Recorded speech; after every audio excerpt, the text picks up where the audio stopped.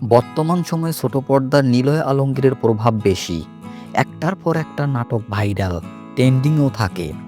তার কেরিয়ারও অনেক দিনের। ১ দশক তার নাটক এবং বিজ্ঞাপন উপভোগ করে আসছেন ভক্ত অনুরাগীরা। নিয়মিত নাটকে অভিনয় করে যাচ্ছেন নিলয়। কাজের মাধ্যমে দর্শকদের মধ্যে বেশ প্রশংসিত এই অভিনেতা।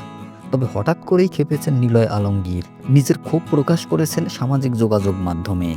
জানা গেছে যখন ক্যারিয়ারে ব্যস্ত সময় পার করছেন এই অভিনেতা, তখনই নাকি তাকে নাটক ছেড়ে দেওয়ার প্রস্তাব দিয়েছে একজন ভক্ত। অদ্ভুত প্রস্তাব শুনে তার নিজেকে ধরে রাখতে পারেননি এই তারকা। তাকে দিলেন পাল্টা জবাবও।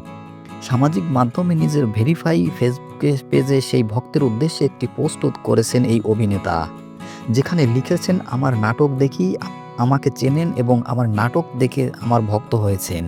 এখন আবার আমাকে বলছেন নাটক ছেড়ে দিতে। কিছুই তো বুঝছি না। আসলে নিলয় আলমগীরকে নিয়ে এমন মন্তব্য ভক্তের কী জন্য? নিলয় আলমগীরকে আপনার কতটা ভালো লাগে? কমেন্ট বক্সে মতামত আশা করছি।